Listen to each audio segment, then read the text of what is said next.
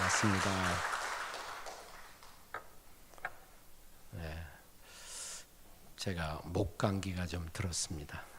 제 목소리가 본래 청아한데 지금은 청승맞은 목소리가 되었습니다. 왜 하필이면 이 붕에 맞춰서 목이 상했을까? 오늘 밤 설교 제목을 제가 잘못 정한 것 같아요. 고통의 의미. 네, 제 목소리가 상한 고통의 의미를 오늘 설교하면서 함께 찾아보겠습니다. 우리가 세상을 살다 보면 너무 기쁘고 즐겁고 신바람이 나서 저절로 노래가 터져 나오는 그런 순간들이 있습니다. 노래가 터져 나올 뿐만 아니라 춤이라도 덩실덩실 추고 싶은 그런 환희의 순간들이 인생에는 분명히 있습니다. 자, 오늘의 텍스트의 본문은 출애굽기 15장입니다. 15장의 첫 번째 부분 1절을 한번 같이 읽어보겠습니다. 출애굽기 15장을 찾으신 분들은 15장 1절을 한번 같이 읽습니다. 시작. 이때 모세와 이스라엘 자손이 이 노래로 여호와께 노래하니 일렀으되 내가 여호와를 찬송하리니 그는 높고 영화로우시며 말과 그 탕자를 바다에 던지셨음이로다. 여기 반복되는 단어가 무슨 단어죠? 노래라는 단어입니다. 이때 모세와 이스라엘 자손이 이 노래로 여호와께 노래하니 일렀을 때 내가 여호와를 찬송하리니, 지금 그들은 노래하고 있습니다. 찬송하고 있습니다. 뿐만 아니라 15장을 계속 읽어 내려가면 15장 20절에 도달합니다. 우리 15장 20절을 한번 같이 읽겠습니다. 15장 20절 같이 읽습니다. 시작. 아론의 누이 선지자 미리암이 손에 소고를 잡으매 모든 여인도 그를 따라 나오며 소고를 잡고 춤추니, 뭐하고 있어요? 춤을 추고 있어요. 그들은 노래할 뿐 아니라 춤을 추고 있습니다. 왜 그랬을까요? 그들이 노래하는 이유, 그들이 찬송하는 이유, 그리고 춤을 추면서 축제를 벌이고 있는 이유. 자, 오늘 본문은 15장입니다. 15장 전에는 몇 장이 있을까요? 저는 절대로 어려운 질문을 하지 않습니다.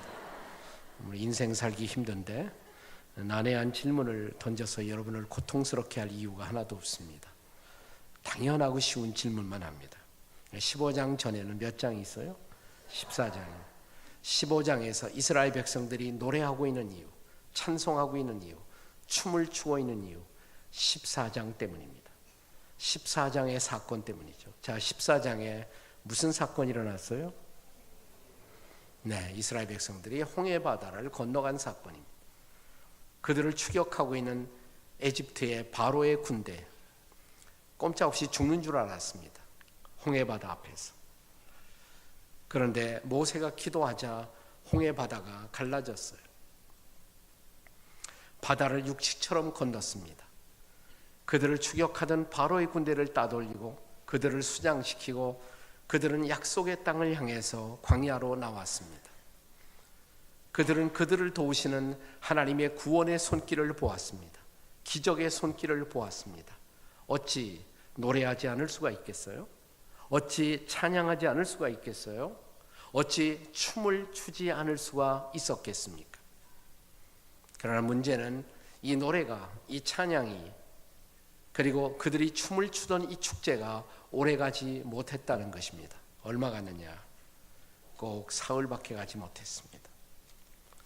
자, 오늘 본문이 시작되는 22절, 출애굽기 15장 22절을 같이 읽습니다. 15장 22절 시작. 모세가 홍해에서 이스라엘을 인도하며 그들이 나와서 수륙광야로 들어가서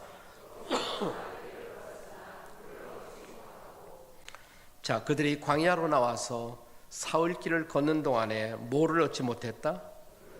물을 얻지 못했어요. 사흘 동안 물 한 방울 마시지 못하고 사막을 걸었던 것입니다. 자, 그러자 24절 보시면 본문 24절에 백성이 모세에게 원망하여 이르되, 자, 얼마 전까지 노래하던 백성들, 찬송하던 백성들, 그들의 입에서 원망이 쏟아져 나오죠. 지도자를 원망합니다. 하나님을 원망합니다. 자, 사흘 동안 물을 마시지 못하면 그럴 만도 하죠. 사실 물이 없었던 것은 아니에요. 그들이 물을 발견했습니다. 그런데 그 물은 써서 마시지 못할 물이었습니다. 23절에 보시면 그래서 그곳 장소, 그 쓴 물, 아마 더러는 이 쓴 물을 마시고 토해냈을 것입니다. 더러는 그 물을 마시고 쓰러져 병들어 누웠을 것입니다. 그리고 그 땅을 가리켜서 무슨 땅이라고 불렀다고요? 마라. 이 마라라는 단어의 뜻이 쓰디씀, 고통이란 뜻입니다. 자, 사흘 만에 그들의 파티는 끝났어요. 그들의 축제는 사흘 만에 끝났습니다. 노래와 춤은 고통 속에 삼키고 말았습니다. 인생을 살면서 더러는 축제의 날이 있지만, 환희의 날이 있지만은 그 노래와 축제는 별로 오래가지 못한다는 것입니다. 그리고 우리들의 기쁨과 환희가 고통에 삼키울 때 우리의 입속에서는 외마디 같은 한마디 단어밖에 나오지 않습니다. 왜요, 하나님? 왜? 왜 나에게? 왜 우리 가정에게? 왜 우리 민족에게? 왜 우리 교회에 이런 고통을 주시나요? 우리가 고통을 만날 때 고통도 고통이지만 그 고통의 뜻을 알지 못한다는 사실입니다. 뜻을 알 수 없는 고통, 의미를 알 수 없는 고통, 그 고통이 내 인생의 창에 덮칠 때 외마디처럼 비명처럼 쏟아내는 다만 한마디, 하나님 왜요? 왜 이런 고통을 주십니까? 그리고 이런 고통은 우리가 예수를 믿는다고, 우리가 하나님의 백성이 되었다고 해서 우리에게도 예외가 아니라는 사실입니다. 성경은 우리가 예수님 만났기 때문에, 그리스도인이 되었기 때문에, 그리고 하나님의 백성이 되었기 때문에 고통이 면제된다고 약속하지 않습니다. 예수님은 이렇게 말씀하셨죠. 너희가 세상에서는 환난을 당하나 안 당하나? 당하나 그랬어요. 너희가 세상에서는 환난을 당하나 담대하라. 내가 세상을 이기었노라. 그분은 환난으로부터의 승리를 약속하셨습니다. 그러나 환난으로부터 면제를 약속한 것은 아니에요. 환난은 있습니다. 고통은 있습니다.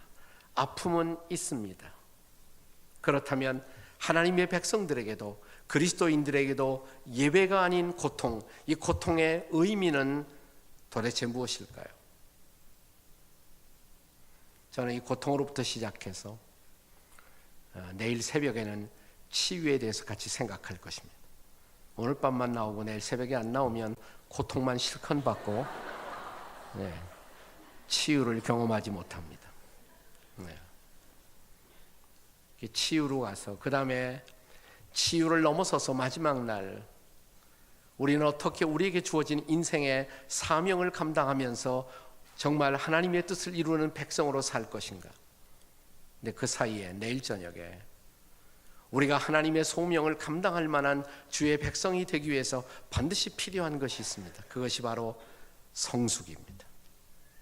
오늘 밤 고통의 주제를 갖고 시작해서 내일 새벽 치유, 내일 저녁 성숙, 그리고 마지막 날 우리는 사명의 장으로 여러분을 함께 인도하려고 합니다.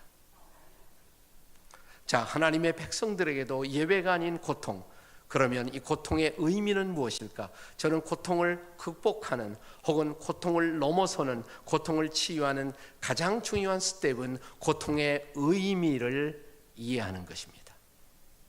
주의 백성들에게도 크리스찬에게도 예외가 아닌 고통의 의미, 이 고통은 왜 우리에게 다가오는 것일까요? 오늘 본문의 대답, 그 첫째는 이런 대답입니다. 고통은, 따라서 하세요. 고통은 하나님의 시험의 교실입니다. 옆에 사람에게 해보세요. 고통은 하나님의 시험의 교실입니다. 옆에 사람하고 시작.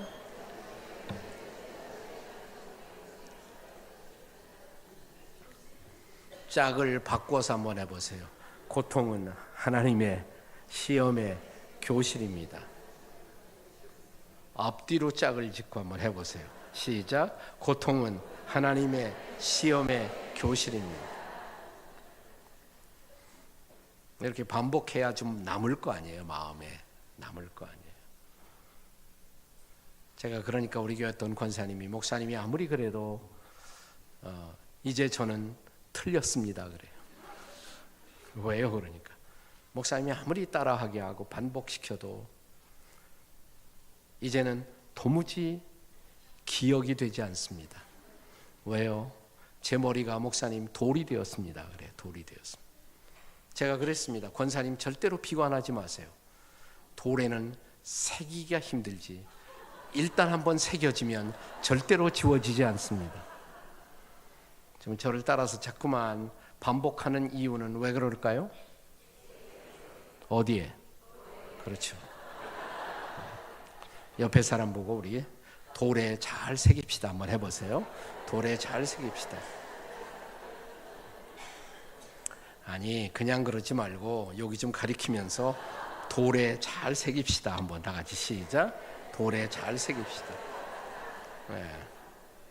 고통의 첫 번째 의미, 고통의 첫 번째 의미는 뭐라고 그랬어요? 고통은 하나님의 시험의 교실이다. 하나님의 시험의 교실이다. 25절을 같이 읽겠습니다. 본문 25절 말씀 다 함께 읽겠습니다. 시작. 모세가 여호와께 부르짖었더니 여호와께서 그에게 한 나무를 가리키시니 그가 물에 던지니 물이 달게 되었더라. 거기서 여호와께서 그들을 위하여 법도와 율례를 정하시고 그들을 마지막에 무슨 단어가 나와요? 시험하실세. 시험하실세. 이 시험한다는 말이 영어 성경에는 테스트라는 단어로 되어 있어요. 테스트. 우리는 학생 시절에 모두가 다 시험을 치러본, 테스트를 치러본 그런 경험이 있습니다. 질문 하나 하겠습니다. 옛날 시험 칠 때 나는 시험 그 시간이 가까워지면 마음이 설레이고 시험이 너무너무 기다려졌다. 한번 손 들어봐요. 아무도 없네요. 여러분은 지극히 정상이십니다. 그러면 질문을 하나 더 하겠습니다. 그렇다면 아무도 좋아할 수 없는 시험, 아무도 즐길 수 없는 시험, 이 시험이라는 것은 우리들의 교육제도, 우리들의 에듀케이셔널 시스템 안에서, 교육제도 안에서 시험은 없어져야 마땅하다. 이렇게 확신하는 분 한번 손 들어보세요. 학생들이 오면 가끔 손을 드는데 여러분은 정상이세요. 자, 제 질문에 두 가지 다 손을 들지 않았다는 것은 뭘 의미합니까? 첫 번째로 시험은 아무도 좋아할 수 없다. 거기에 동의하신 거예요. 시험은 아무도 좋아할 수 없고 시험은 아무도 즐길 수 없습니다. 그럼에도 불구하고 시험이 필요 없느냐는 질문 앞에 손을 들지 않았어요. 그건 시험이 필요하다는 것을 여러분은 동의한 것입니다.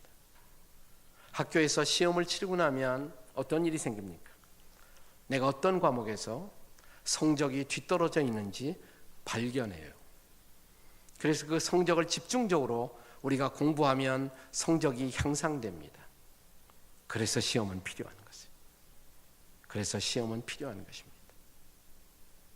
자, 그렇다면 이스라엘 백성들에게 광야에서 주어진 이 시험, 사흘 동안 물을 얻지 못했던 시험, 이 시험은 왜 좋아졌어요? 그들에게 베풀어졌을까요? 여기 보시면 그들을 시험하십사 직후에 거기서 여호와께서 그들을 위하여 법도와 율례를 정하시고 그랬어요. 말씀을 베풀어 주셨다는 거예요. 자, 아까 홍해 바다가 열렸을 때 그들은 하나님을 찬양했습니다. 노래했습니다. 춤을 추었습니다. 왜? 하나님의 기적을 보았기 때문에.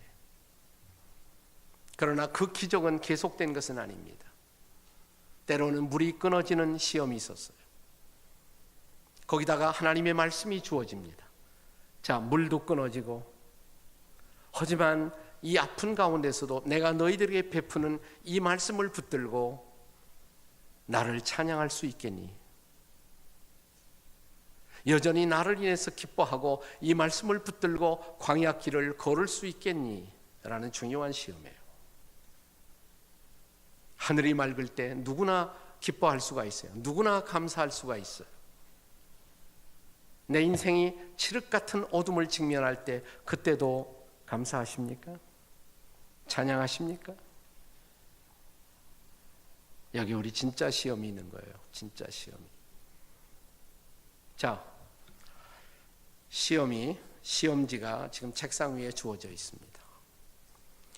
그러면 시험지를 앞에 받아든 학생은 어떤 기도를 해야 합당할까요? 이렇게 기도하는 학생을 한번 상상해 보세요. 시험지를 앞에 놓고 하나님, 이 시험 안 치르게 도와주시옵소서. 그건 말도 안 되죠. 그럼 하나님 뭐라 그러실까요? 때가 너무 늦었느니라. 시험지가 앞에 있으면 일단 시험을 치러야 하느니라. 그렇다면 우리의 기도는 어떻게 바뀌어야 할까요? 하나님, 이 시험 뭐예요? 잘 치르게 도와주십시오. 우리가 야고보서라는 책을 읽어보면 야고보서 1장 2절이 이런 말씀으로 시작돼요. 너희가 여러 가지 시험을 만나거든. 우리는 인생을 살면서 문자 그대로 여러 가지 시험을 만납니다. 근데 본래 여러 가지라는 단어가 원문에는 여러 가지 색깔의 시험이라는 뜻입니다. 우리는 인생을 살면서 형형색색의 시험을 만납니다. 온갖 종류의 시험을 경험합니다. 관계의 시험, 경제의 시험, 가족의 시험, 돈의 시험, 사업의 시험, 건강의 시험, 수많은 시험을 경험합니다. 근데 여러 가지 시험을 만나거든 온전히 기쁘게 여기라. 야고보서 1장 2절, 3절, 4절 가시면 그 시험 속에 우리가 기뻐하며 시험을 이기기 위해서 반드시 해야 할 일, 후히 주시고 꾸짖지 아니하시는 하나님께 뭘 구하라? 지혜를 구하라 그랬어요. 지혜를 구하라. 시험을 만날 때 우리가 해야 할 일, 지혜를 구하라고. 왜? 지혜가 있으면 시험을 잘 치를 수가 있으니까. 인생의 시험을 돌파하는 가장 중요한 비밀, 지혜입니다. 지혜. 그렇다면 자, 시험지를 앞에 둔 학생이 기도해야 할 일, 뭘 기도해야 될까요? 하나님, 지혜 주세요. 그래서 뭐예요? 시험 잘 치르게 도와주십시오. 동의하십니까? 자, 그러면 옆에 있는 사람들 보시고 우리 시험 잘 칩시다. 이렇게 시험 잘 칩시다. 한 가지 더 해야 돼요. 시험 잘 치려면 지혜를 구하세요. 다 같이 시작. 시험 잘 치려면 지혜를 구하세요. 시험이란 무엇입니까? 네, 우리를 성숙시키는 하나님의 뜻 가운데 허용된 사건이에요. 그래서 고통이란 무엇입니까? 고통의 첫 번째 정의, 본문이 가르치는 고통의 정의는, 고통의 의미는 첫째로 고통은 하나님의 뭐예요? 시험의 교실. 여기서 우리가 성숙할 수 있어요. 우리를 성숙시키는 교실이에요. 고통은 하나님의 시험의 교실이다라는 사실이에요. 교실이다. 그런데 시험을 만날 때 이 시험은 대체로 하나님이 허용하시는 시험. 이 시험은 좋은 시험이에요. 시험을 겪는 것은 고통스럽지만 이 시험은 궁극적으로 우리를 유익하게 하는 것이고 하나님의 뜻을 따라 주어지는 것이고 교육적인 시험이에요. 교육적인 시험. 그러나 모든 시험이 하나님으로부터 오는 것은 아닙니다. 어떤 시험은 사탄이 주는 시험도 있어요. 마귀가 주는 시험. 그런데 그 시험을 만날 때 우리는 그 시험이 하나님이 주시는 것인지 마귀가 주는 것인지 분별하기가 어렵다는 것입니다. 근데 제가 이 시험이라는 주제를 갖고 성경 공부를 바이블 스터디를 좀 해보니까 성경에 나타나는 하나님의 백성들이 경험하는 대부분의 시험은 마귀가 먼저 시작을 해. 마귀가 먼저 시작을 해. 근데 하나님이 가만히 보시다가 그 시험이, 마귀가 지금 가져오고 있는 시험이 내 백성을 무너뜨리지 못한다, 내 백성을 궁극적으로는 유익하게 할 것이다 라고 판단하면 하나님이 허락을 하세요. 마귀가 우리를 시험하도록 하나님이 허용을 하세요. 허용을 하세요. 그런 시험이 대부분이더라고요. 자, 대표적으로 구약에 그런 시험을 경험했던 사람 누가 생각이 나요? 욥, 맞죠? 욥. 네. 마귀가 와서, 하나님, 저 욥이 하나님 잘 섬기는데 믿음이 좋아서 그런 줄 아세요? 난 그렇게 생각하는데.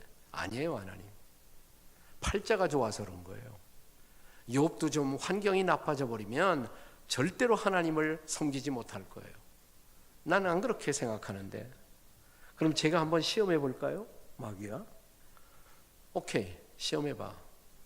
단 내 종 욥의 목숨은 건드리지 마. 시험의 한계를, 시험의 리미테이션을, 한계를 정해 놓으시고 사탄이 욥을 시험하도록 하나님이 허락을 하시죠.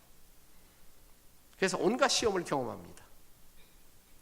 자, 재산이 날아가고 가축들이 죽고, 자식의 시험, 건강을 잃어버리고 기왓장으로 몸을 긁는 욕창이 일어나서 그 고통스러운 시험, 옆에서 마누라는 당신이 그러는데도 하나님 믿고 있느냐고, 차라리 하나님 확 욕해버리고 죽으라. 자, 이런 온갖 시험을, 그런데 욥이 잘 통과했잖아요. 잘 통과했어요. 시험을 극복한 사람의 놀라운 모범이 되었습니다. 제가 조금 후에 다시 욥의 사건으로 돌아오겠습니다. 이제 신약으로 와서 또 하나, 사탄이 먼저 시작했지만 하나님이 허용하신 시험을 겪었던 사람의 케이스, 바울 한번 생각해 보세요. 바울에게 육체에 뭐가 있었어요? 가시가 있었다. 육체의 가시. 근데 그 육체의 가시를 가리켜서 사탄의 사자다 그랬습니다. 사탄의 사자. 네. 여러분, 가시, 이 가시는 우리를 막 괴롭히고 찌르는 거잖아요. 근데 하나님이 우리를 찌르고 괴롭힐까요? 하나님은 우리를 찌르고 고통스럽게 하는 것은 아니에요. 그건 사탄이 하는 일이에요. 마귀가 하는 일이에요. 사탄의 사자예요. 그것은. 그러니까 우리를 찌르고 고통스럽게 하는 거. 근데 그것이 바울을 괴롭히도록 하나님이 허용을 하신 것은 사실이에요. 왜 그랬을까? 바울 같은 충성스러운 하나님의 종에게 육체의 가시를 허용하신 이유가 뭘까? 육체의 가시가 뭘까? 성경학자들이 많은 토론을 해요. 어떤 사람은 다메섹 도상에서 바울이 얻었던 안질, 평생 고치지 못한 안질, 네, 빛이 막 비칠 때 얻었던 안질, 그 안질이 평생을 괴롭혔다. 뭐 안질 정도 가지고 그러냐? 간질이었을 것이다. 안질설, 간질설, 말라리아설, 뭐 별게 다 있어요. 여러 가지. 정답은 뭐냐? 몰라요. 잘 몰라요. 근데 어쨌든 바울을 괴롭히는 고통스러운 어떤 질병이었을 가능성이 제일 많죠. 자, 바울이 그 고통에서 벗어나기 위해서 하나님 앞에 나와서 몇 번 기도했다? 여기 지금 제가 답을 보여드리고 있잖아. 세 번씩이나 하나님 좀 고쳐달라고.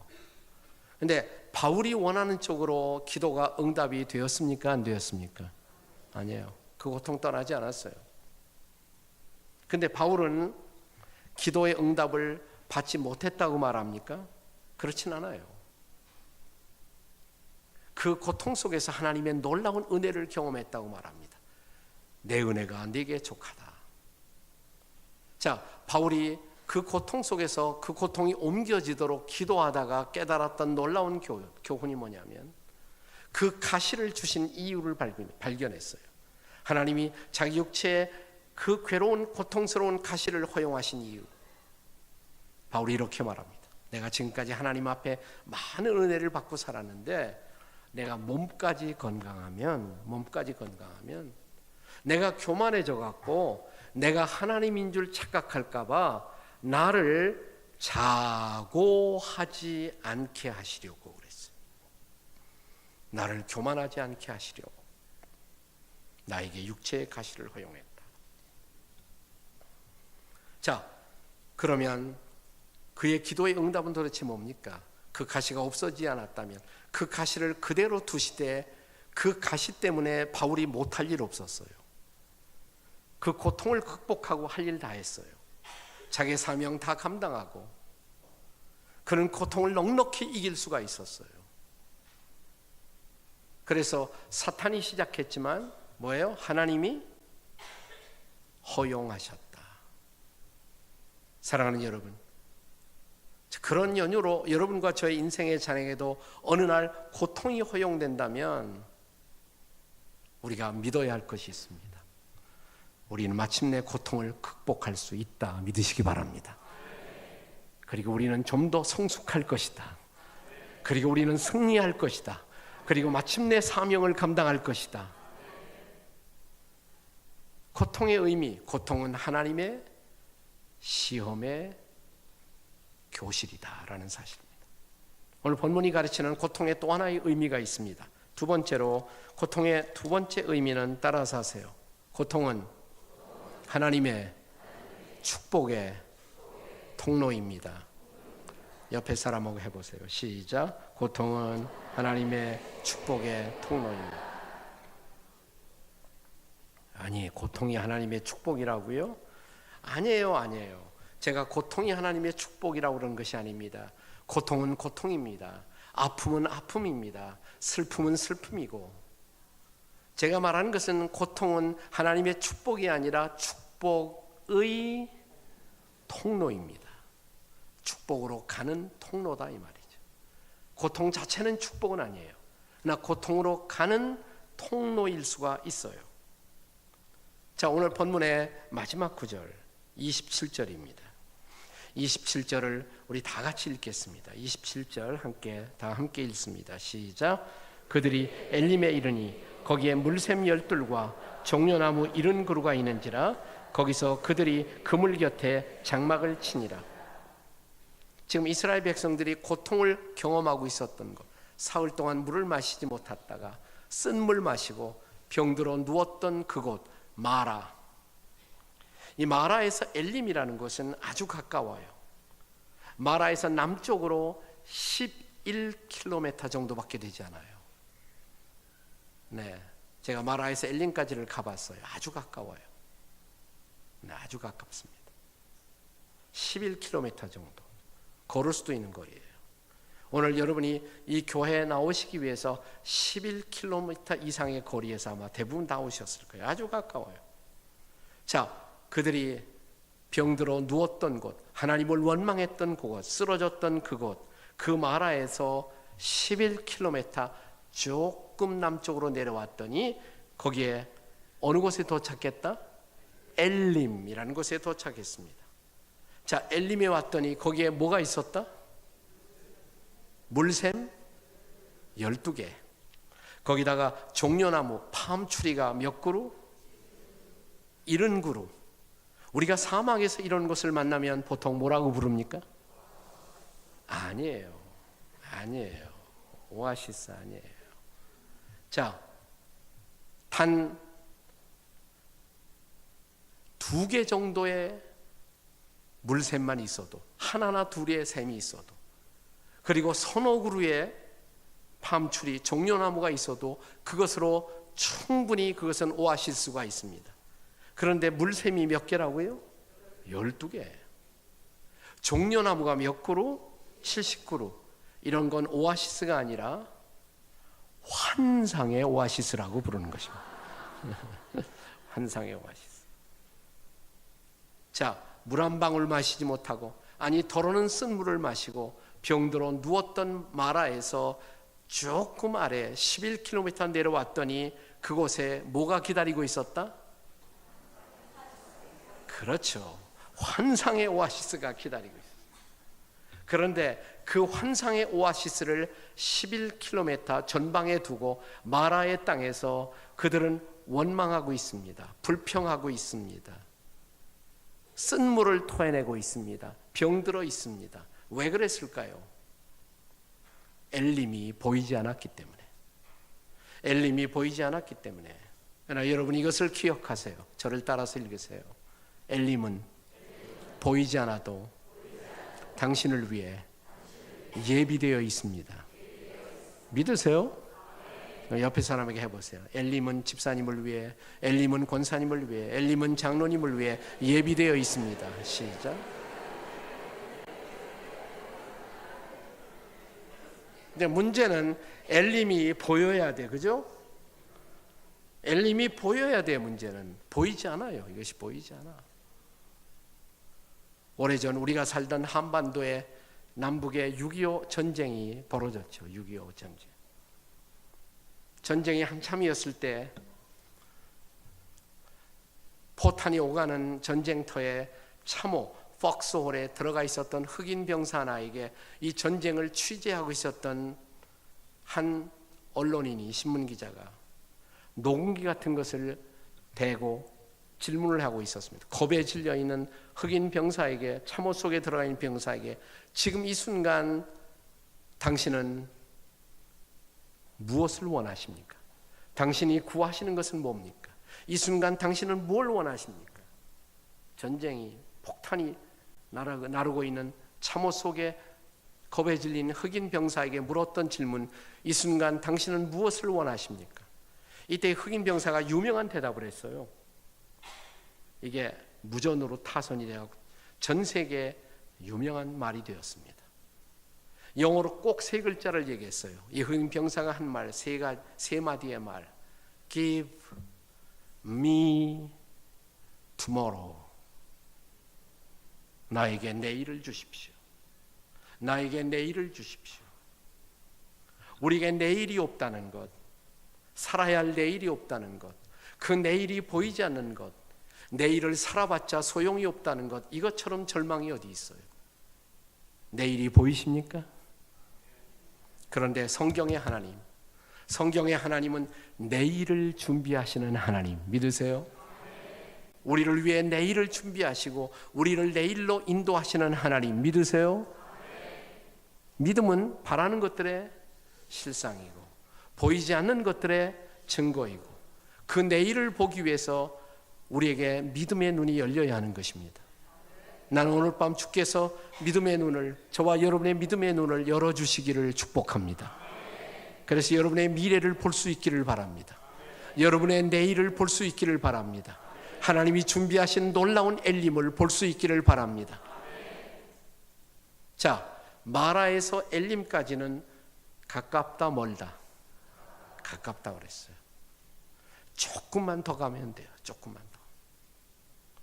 그런데 우리는 엘림이 보이지 않기 때문에 엘림을 앞에 두고 마라의 땅에서 절망합니다. 마라의 땅에서 모든 것을 포기하는 사람들이 있어요. 그때 우리는 마라의 사람들에게 뭐라고 말했으면 좋을까요? 옆에 있는 분들에게 이렇게 말해보세요. 조금만 더 참으세요.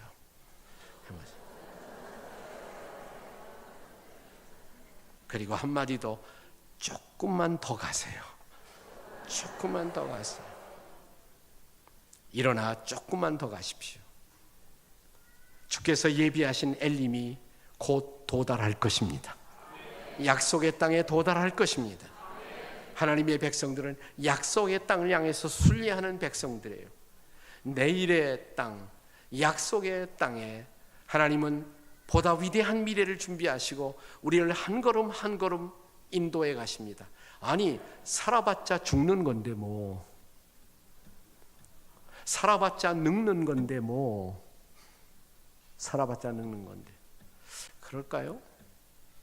저도 지금 늙어가고 있는데, 네, 제가 책 하나를 썼습니다. 아마 이번 주일 그 책이 나올 거예요. 네, 노년의 항해를 준비하라 그런 책을 제가 하나 썼어요. 네, 그래서 출판사에서 이번 주일이면 나올 것입니다. 제가 세월이 흘러가면서 저에게 감동으로 다가온 바울의 고백, 내 겉사람은 후패하나. 맞아요. 겉사람은 후패해요. 겉사람은 힘을 잃어요. 옛날만큼 건강하지 못할 수가 있어요. 그러나 바울은 뭐라고 말합니까? 속사람은 날로 새롭도다. 이것이 우리의 소망이에요. 우리의 가치는 속사람에 있어요. 내 속사람을 바라보고 내 마음속에 점점 더 밝아지는 소망, 내 마음속에 점점 더 위대하게 보이시는 그분의 임재, 그분의 영광, 그것을 바라보며 걸어갈 수 있는 믿음의 길. 그렇습니다. 조금만 더 가면 엘림입니다. 조금만 더 가면 엘림입니다. 그 엘림은 축복의 땅입니다. 약속의 땅입니다. 지금 마라에서 우리는 고통하고 있어요. 그러나 마라의 고통은 엘림의 축복으로 가는 통로에 불과한 것을 믿으시기 바랍니다. 조금만 견디고 조금만 더 가면, 믿음으로 가면 우리는 마침내 하나님의 놀라운 약속을 붙들 것입니다. 그리고 약속을 누리게 될 것입니다. 이 은혜를 여러분이 경험하게 되기를 주의 이름으로 축복합니다. 고통의 의미 뭘까요? 두 번째 고통의 의미, 첫째는 뭐라고 그랬어요? 하나님의 시험의 교실이라고. 둘째로 하나님의 축복의 통로라고. 세 번째로 고통은, 따라서 하세요. 고통은 하나님의 임재를 체험하는 광야입니다. 또 옆에 사람에게 해보세요. 고통은 하나님의 임재를 체험하는 광야입니다. 시작.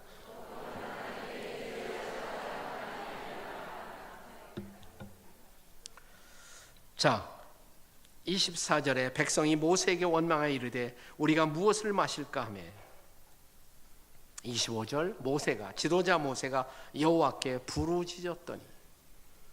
그렇죠. 우리가 부르짖는 것밖에는 다른 것을 아무것도 할 수 없는 때가 인생에는 종종 있어요. 그래서 모세가 부르짖었어요. 그랬더니 여호와께서 그에게 한 나무를 가리키셨다 그랬어요. 한 나무. 이 나무가 뭐냐? 네. 어떤 성경학자들은 이 나무가 십자가를 가리킨다 이런 분도 있어요. 네, 저는 그렇게 생각 안 해요. 나무는 그냥 나무예요. 나무는 나무예요. 근데 기도하는 모세에게 나무가 보인 거예요. 이상해. 왜 나무가 보이지? 지금 먹을 수 없는 이물, 이 쓴 물을 마시고 지금 토해내고 있는데 나무가 보였단 말이죠. 하나님 어떻게 해요? 이렇게 죽어야 하나요? 나무가 보여. 그래서 그 나무를 던져봤어요. 그 쓴 우물에다가 아마 던졌을 거예요. 그랬더니 그 물에 던지니 물이 어떻게 되었더라? 달게 되었더라 그랬어요. 물이 달게 되었더라. 자, 이게 치유죠. 이 치유. 자, 이 놀라운 기적을 행하시고 나서 그 다음에 26절에 보시면 하나님이 이런 약속을 하십니다. 이르시되 너희가 너희 하나님 나 여호와의 말을 들어 순종하고 내 보기에 의를 행하며 내 계명에 귀를 기울이며 내 모든 규례를 지키면 내가 애굽 사람에게 내린 모든 질병 중 하나도 너희에게 내리지 아니하리니 나는 너희를 치료하는 뭐다? 여호와다. 나는 너희를 치료하는 여호와야. 야훼 라파 로페. 나는 너희를 치료하는 야훼. 그런데 그런 하나님의 속성, 치료하는 여호와이심을 선포하기에 앞서서 하나님이 실제로 치료하시는 기적을 보여주셨어요. 물을 치료하셨죠. 물을. 마실 수 없는 쓴 물을 뭘로 바꾸셨어요? 단물로. 여러분, 자, 어저께 단물을 마시고 오늘 아침에도 단물을 마시고 그리고 지금 단물을 마셨다면 그 단물이 단물이었을까요? 그저께 쓴 물을 마셨어요. 어저께도 쓴 물을 마셨어요. 오늘 아침까지 쓴 물이었어요. 그런데 지금 보니까 쓴 물이 아니에요. 단물이에요. 그 단물이 얼마나 단물이었을까요? 쓴 물이 있었기 때문에 단물의 감격을 알았겠죠. 쓴 물을 단물로 바꾸어 주신 하나님. 이것도 치료예요. 치료. 우리는 치료 그러면 늘 육체의 치료만 생각해요. 피지컬 힐링. 육체가 치료받는 거. 물론 인생을 살면서 육체가 고통스러운 것처럼 고통스러운 것이 없지요. 저는 나의 하나님이 내 육체도 회복시키시고 내 육체도 치료하시는 하나님인 걸 분명히 믿습니다. 나는 이번 기회에 여기 참석하는 분들 가운데 육체의 병도 치료받는 기적도 경험하시기를 바랍니다. 그러나 하나님은 육체만 치료하시는 하나님이 아니에요. 자, 마실 수 없는 쓴 물을 마실 수 있는 탄물로 바꾸신 하나님, 이것은 일종의 환경의 치유가 아니겠습니까? 하나님은 환경도 치유하신다. 믿으십니까? 그렇다면 그 하나님이 우리 가정도 치유하신다. 믿으세요? 힘들고 어려운 가정, 찢어져 있는 가정, 관계가 비틀어져 있는 가정, 그런 가정도 하나님이 개입하시면 치료될 수 있다. 믿으시나요? 자, 70년 이상 허리 잘린 남과 북으로 갈라진 우리 민족, 그러나 이 민족 가운데 하나님이 개입하시면 우리 민족도 치유될 수 있다. 믿으세요? 난 그런 하나님이 치유의 역사를 지금 행하시는 것 같아요. 그렇습니다. 치유하시는 하나님. 나는 이번 이 성회를 우리가 진행하는 동안에 나는 여러분들이 치유하시는 하나님을 만날 수 있게 되기를 주의 이름으로 축복합니다. 여러분의 가정에 그 치유가 임하시기를 바랍니다. 여러분의 관계 속에 치유가 임하시기를 바랍니다. 우리 교회 가운데 치유가 임하시기를 바랍니다. 한국교회 참 어려워요. 힘들어요. 이 한국교회도 주님이 치유해 주시기를 기도하십시다. 원하시면 치유는 일어납니다. 주께서 원하시면 치유, 우리가 지금도 경험할 수가 있는 줄로 믿습니다. 치료하시는 여호와, 그들이 이 고통을 당하지 않았다면 치료하시는 하나님을 알았겠어요? 치료하시는 하나님을. 그들은 이 고통의 현장에서 하나님을 더 잘 알게 되는 거예요. 하나님을 더 잘 알게 됐어요. 때로 고통이 올 때 하나님 왜 이런 고통을 주세요? 그리고 고통이 당장 물러가지도 않습니다. 그런데 고통을 경험한 많은 우리 신앙의 선배들이 경험할 수 있었던 가장 놀라운 레슨 하나는 뭐냐면, 이 고통 속에서 하나님을 더 깊이 만나게 되었다는 사실이에요. 하나님을 더 깊이 알게 되었다는 사실이에요. 여러분, 광야, 지금 이스라엘 백성들이 광야를 지나고 있는데, 광야는 사람 살만한 곳이 못 돼요. 낮에는 열사의 태양이 내려 쪼입니다. 밤에는 무섭도록 추위가 있습니다. 사람 살기에 적합하지 않아요. 그들이 바라볼 것은, 그들이 의지할 것은 단지 하나님밖에 없어요. 하나님. 근데 이상하게 이 광야 속에서 우리의 신앙의 선배들은 하나님을 깊이 만납니다. 광야 속에서 부르짖고 다가오시는 하나님을 경험하고 하나님의 임재를 경험하게 됩니다. 그리고 하나님이 어떤 분인가를 깊이 알게 돼요. 그래서 광야는 영혼의 학교예요. 우리를 연단하고 우리를 새롭게 하는 하나님의 거룩한 연단의 학교인 것입니다. 그분의 임재를 체험하는 학교인 것입니다.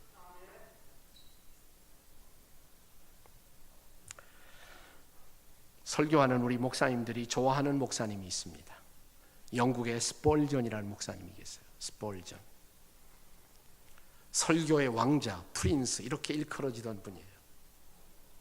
근데 이분도 말년에 고통을 많이 당했어요. 참 고통을 많이 당했어요. 병이 있었어요. 몸에 병이. 우울증도 있었고. 그래서 말년에 목회하시다가 요양을 떠나시게 되었어요. 병 치료하고 있는 목사님을 교인들이 찾아갔습니다. 그리고 이렇게 질문을 던졌다고 그래요. 한 교인이, 목사님 많이 아프시죠? 스폴전은 이런 대답을 했습니다. 예, 아파요. 많이 아파요. 많이 아파요. 그런데 이 아픔보다, 고통보다 주님은 더 가까이 계세요. 그래서 견딜 수 있어요. 그래서 견딜 수 있어요. 그래서 이길 수 있어요. 자, 고통 속에서 내게 걸어오시는 하나님, 고통 속에서 더 가까이 다가오시는 하나님, 고통 속에서 손을 내미시는 하나님, 그 손을 잡고 우리는 일어날 수 있습니다. 우리는 극복할 수 있습니다. 승리할 수가 있습니다. 구체적으로 이런 고통이 어떻게 다시 우리로 승리로운 환경으로 바뀔 수 있을까요? 그건 내일 새벽에 계속하겠습니다. To be continued.